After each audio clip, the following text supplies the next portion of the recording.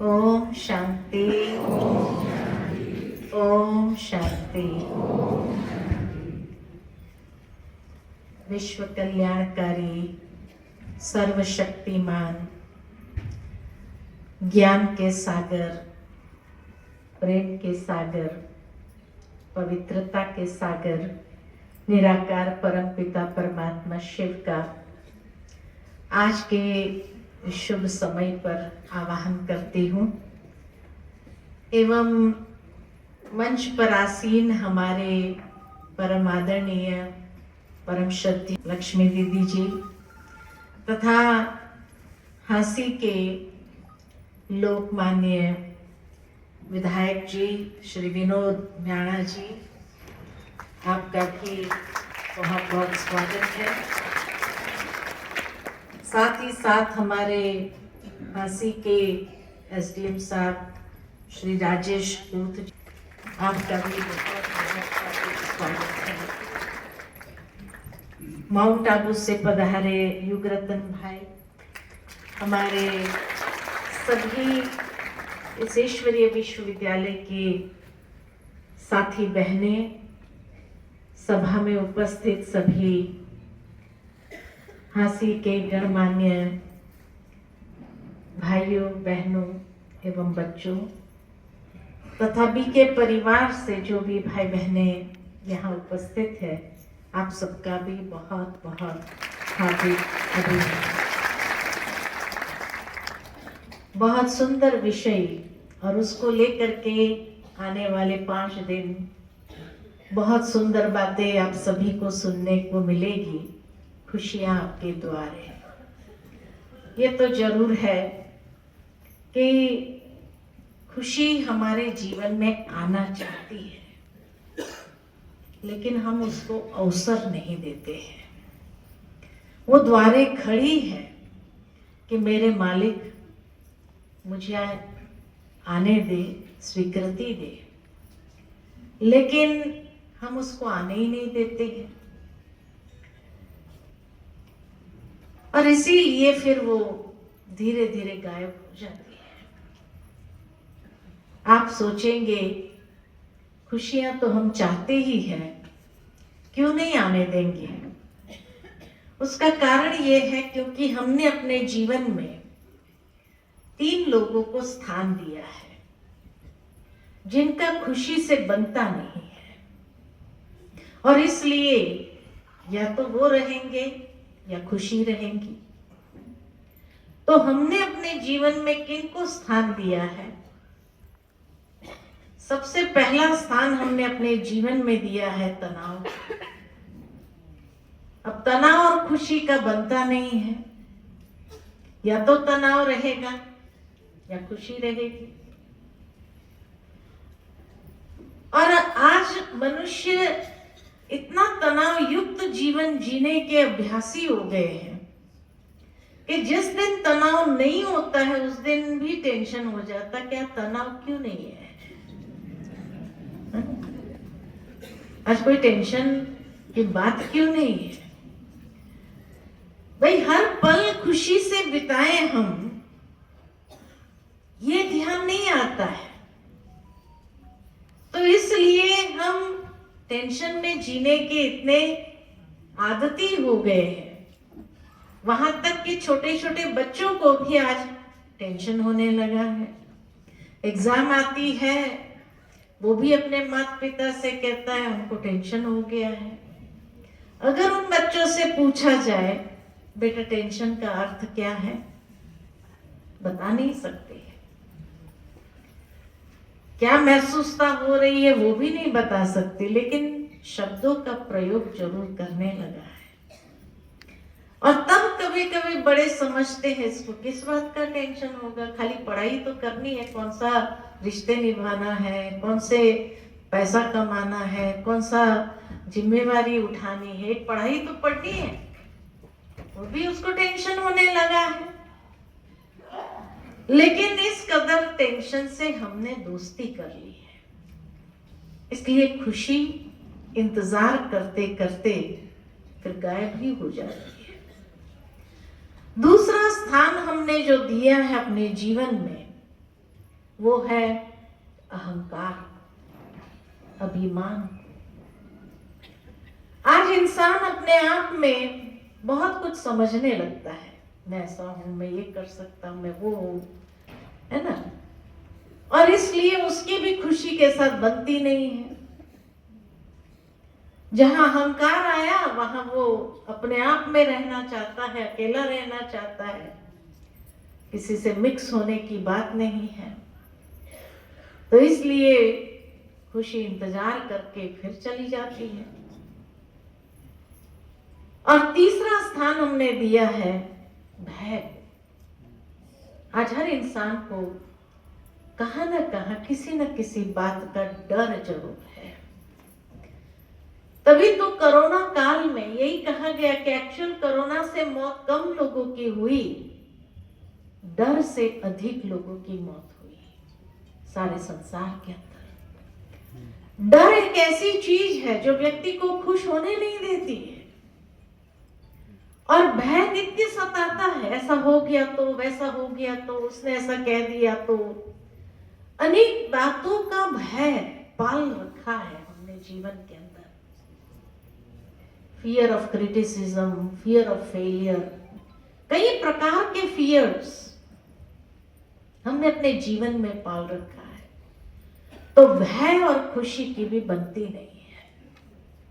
अब ये हमारा चॉइस है कि हम अपने जीवन में अपने द्वारे किसको आवाहन करें, खुशी का या ये तीनों चीज का। क्योंकि उन तीनों के साथ फिर और छोटे छोटे बहुत है जो भी आ जाते हैं, इसलिए खुशी द्वार पर ही रह जाती है। एक बहुत कहानी मुझे याद आती है कि एक बार 3 बुजुर्ग थे और वो तीनों बुजुर्ग जा रहे थे कहीं, अचानक बर्फ गिरने लगी। तो उन्होंने सोचा ये बस स्टॉप है, बस स्टॉप पर हम रुक जाते हैं जब तक ये बर्फबारी बंद हो जाए तब तक। तो इसीलिए वो उस बस स्टॉप पर जाकर के अंदर बैठ गए। उस बस स्टॉप के सामने एक कोठी थी और उस कोठी में जो मालकिन थी उसने सोचा शाम का समय हो गया है, अंधेरा होने लगा है, खिड़की दरवाजा बंद कर दो, पर्दे आदि बंद कर दो। तो वो पर्दे आदि बंद कर रही थी, उतने में उसकी नजर पड़ी सामने बस स्टॉप पर।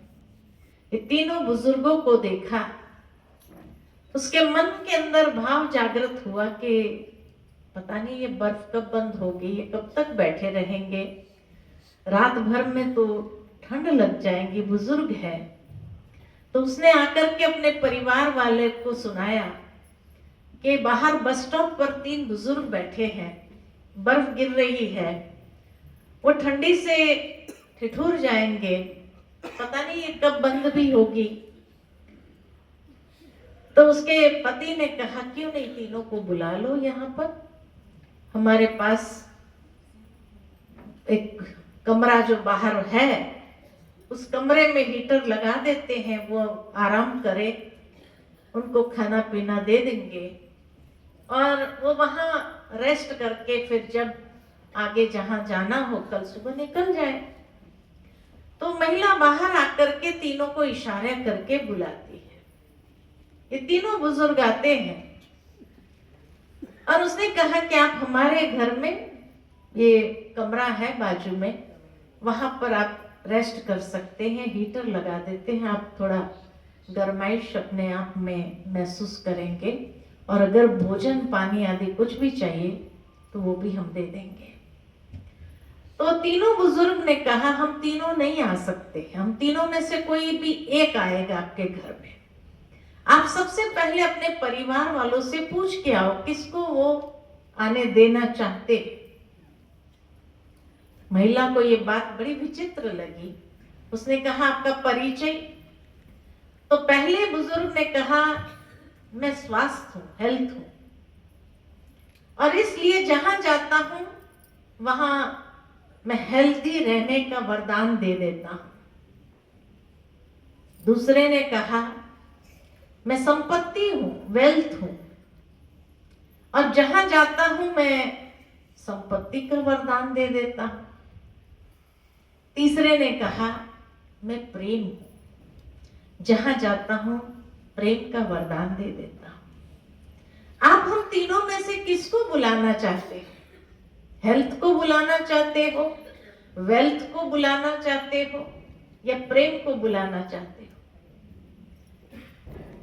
उसने कहा मैं परिवार वालों से पूछ लेती हूँ। उसने जाकर अंदर ये विचित्र बात सुनाई कि वो तीनों में से एक ही आ सकते हैं हमारे घर में, और उनका परिचय है हेल्थ, वेल्थ और प्रेम, लव। जहां जाते हैं वो उसका वरदान दे देते हैं उस परिवार को। इसीलिए वो कहते हैं अभी आप चुनाव करो कि किसको आप बुलाना चाहते हैं।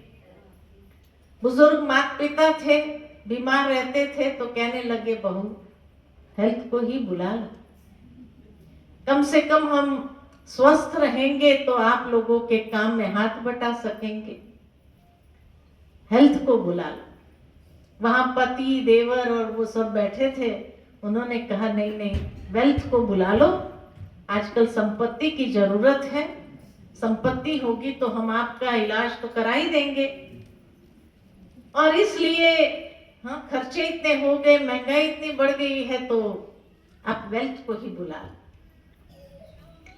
आपस में ये डिस्कशन चल रहा था, हेल्थ को बुलाए, वेल्थ को बुलाए, हेल्थ को बुलाए, वेल्थ को बुलाए। वहां 2-3 बच्चे जो परिवार के थे वहां खेल रहे थे, छोटे छोटे, वो खड़े होकर कहने लगे क्यों ना हम प्रेम को बुलाए। एक सन्नाटा सा छा गया सारे घर में कि अब किसको बुलाया जाए, हेल्थ को बुलाया जाए, वेल्थ को बुलाया जाए, या लव को बुलाया जाए। उतने में सभी ने कहा चलो बच्चों ने जो कहा वो सही है, प्रेम को बुला लो। वो महिला बाहर आकर कहने लगी आप में से जो प्रेम हो वो मेरे घर में आ जाए। तो प्रेम जैसे जैसे आने लगा उसके पीछे पीछे हेल्थ भी आने लगा, उसके पीछे पीछे वेल्थ भी आने लगा। महिला ने कहा आपने तो कहा एक ही आ सकते,